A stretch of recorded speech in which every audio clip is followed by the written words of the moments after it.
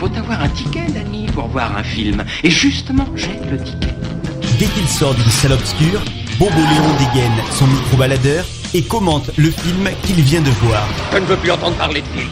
Ciné Parler, sur Cinéma Radio. Je suis sûr que t'adores les répliques de cinéma du genre « Fais-moi plaisir » ou « Je suis ton pire cauchemar ». Et celle-là, qu'est-ce que t'en dis? Les babiles débiles du babouin nubile. www.cinemaradio.net. Ah, tu l'attendais pas, celle-là, hein? Et sur toutes les plateformes de podcast. C'est un passeport pour un autre monde. Bonjour, bienvenue dans ce Ciné Parler. Alors il est tard, il doit être 10h30, 11h, parce que je suis allé à la séance de 21h10 pour voir nos batailles au club. Et oui, et le dimanche, c'est décalé d'une heure les séances. Donc voilà, c'était la dernière séance et j'ai pas pu enchaîner sur un troisième film. Et alors si vous voulez aller voir nos batailles, arrêtez tout de suite ce podcast, allez le voir. Et écoutez après mon avis, parce que je vais faire quelque chose de pas bien du tout, mais je vais descendre en flèche un premier film en fait, parce que c'est juste pas possible quoi.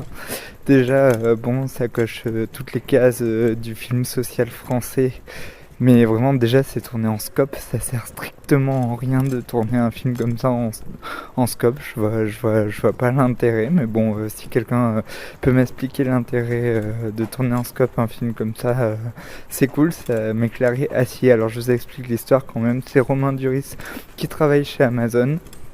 Enfin c'est pas dit que c'est Amazon, mais c'est un grand entrepôt où ils scannent des boîtes de chaussures. Et mais bon, le public est intelligent, mais on nous explique même pas dans quelle entreprise il travaille. Et du coup, du jour au lendemain, sa femme se barre.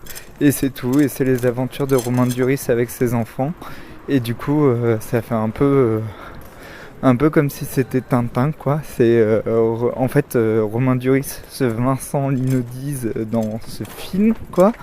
Et d'ailleurs, ça doit ressembler beaucoup en Guerre de Stéphane Brisé. Mais je me suis épargné cette souffrance. Et là, mais c'est terrible quoi, ça coche toutes les cases du film français. Du coup, bien sûr, il va y avoir un plan comme dans Les Frères Dardenne, où Romain Duris sera filmé en plan épaule, en marchant droit d'un pas décidé. Bien sûr, comme c'est un film français tourné en Rhône-Alpes, il y a Laetitia Doche qui va arriver avec un sac Quechua sur la tête. Et à chaque fois, bien sûr, comme d'habitude, elle va faire l'hystérique et elle va vouloir que le monde soit à son image, mais c'est horrible, il faut arrêter de l'embaucher.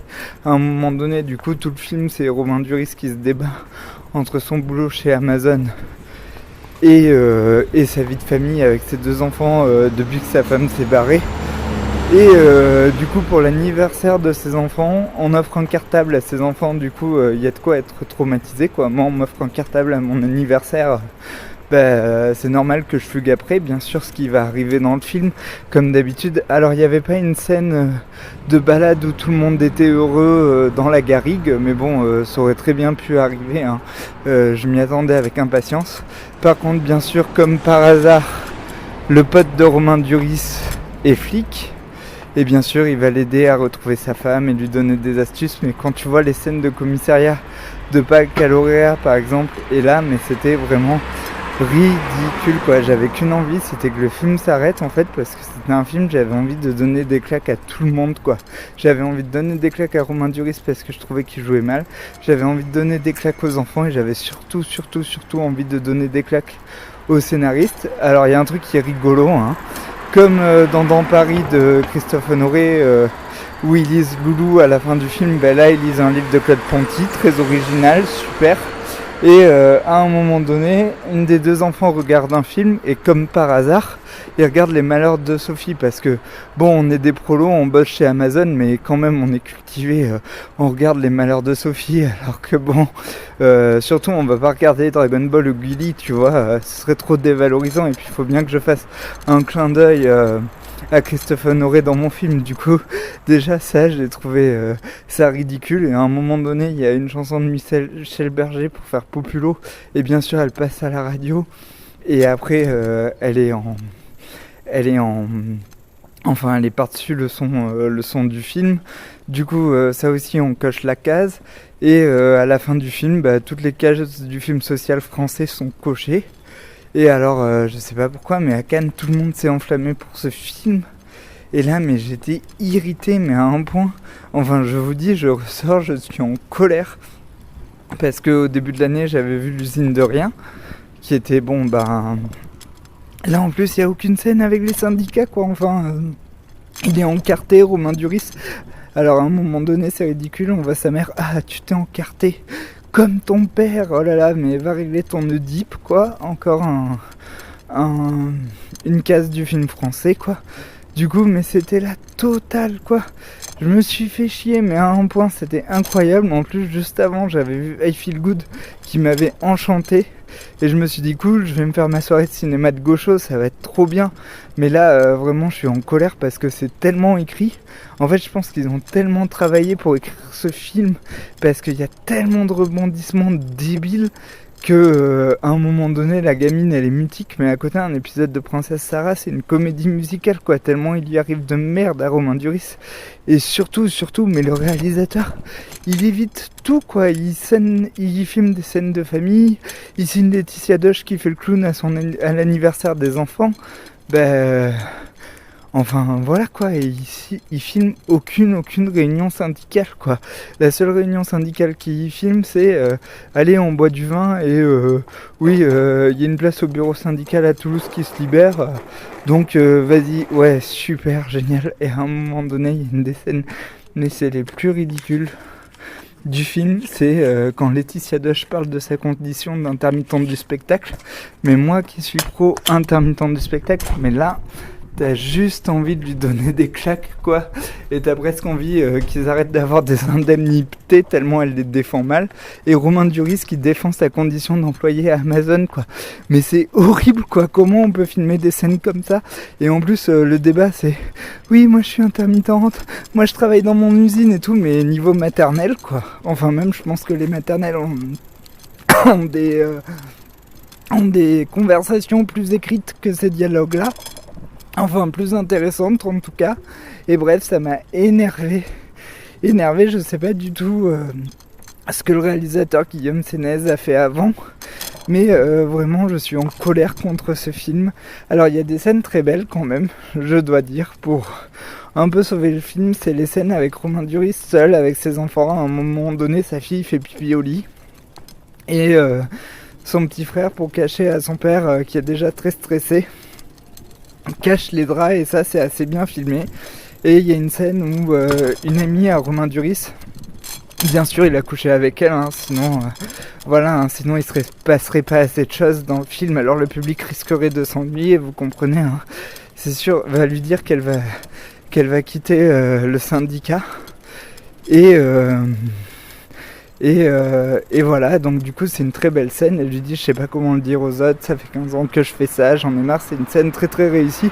Et la scène d'après, bien sûr les enfants ils ont fait une fugue, mais c'est ridicule quoi, tellement c'est écrit.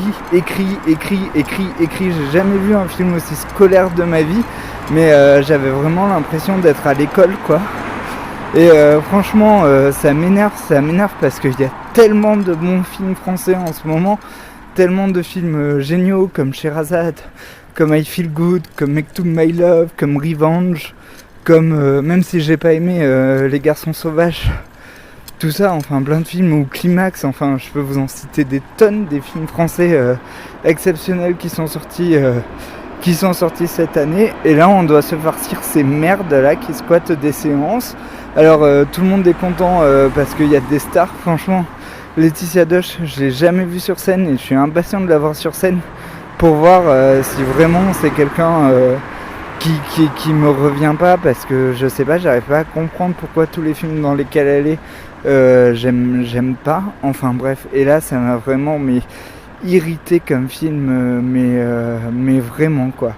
Et je sais pas quoi vous dire de plus, je suis un peu en colère et dépité. Alors je sais pas, peut-être je me suis levé du pied droit, mais je crois pas. Alors en ce moment je traîne avec beaucoup de gens qui font que critiquer le cinéma social français, et peut-être que j'ai pris un peu de recul par rapport à ce style, mais non, parce que les films par exemple de Gaël Morel avec Sandrine Bonner, j'avais beaucoup aimé, donc je sais pas, c'est un peu particulier quoi. Voilà, mais je vous laisse. J'espère que le prochain film que j'irai voir ce sera mieux. D'ailleurs je vais aller voir Girl, et il y a plein de gens qui sont sortis des séances là à côté Aujourd'hui ils avaient l'air en colère. Alors soit il y a des vieux, ils disaient ah mais il est trop jeune pour changer de sexe et tout, il sait pas machin. Soit il y a des filles qui faisaient l'énumération des meilleurs films transgenres, enfin sur le sujet. Donc voilà, je suis pressé d'aller voir pour me faire une opinion. J'ai très très peur aussi, je pense que je vais y aller à reculons parce que tellement tout le monde a dit que c'était bien à Cannes que je risque d'être déçu. Et là j'ai très peur parce qu'il y a aussi En Liberté de Pierre Salvadori qui sort dans 2 semaines. Et je sais pas s'il va être bien ou pas, mais normalement il y a Adèle Haenel dedans, donc ça doit être bien. Bon voilà. Voilà, je vous laisse. J'aime tellement parler dans ce micro que j'attends d'être à la maison maintenant et je fais de longues chroniques. Allez voir des films et surtout s'ils passent vers chez vous encore, allez voir Chris the Suisse, c'est vraiment trop bien. Voilà, à bientôt, ciao ciao. Il faut avoir un ticket, Danny, pour voir un film. Et justement, j'ai le ticket. Dès qu'il sort d'une salle obscure, Bobo Léon dégaine son micro-baladeur et commente le film qu'il vient de voir. Je ne veux plus entendre parler de film. Ciné Parler, sur Cinéma Radio. Je suis sûr que t'adores les répliques de cinéma du genre fais-moi plaisir ou je suis ton pire cauchemar. Et celle-là, qu'est-ce que t'en dis? Les babiles débiles du babouin-nubil. www.cinemaradio.net. Ah, tu l'attendais pas celle-là, hein? Et sur toutes les plateformes de podcast. C'est un passeport pour un autre monde.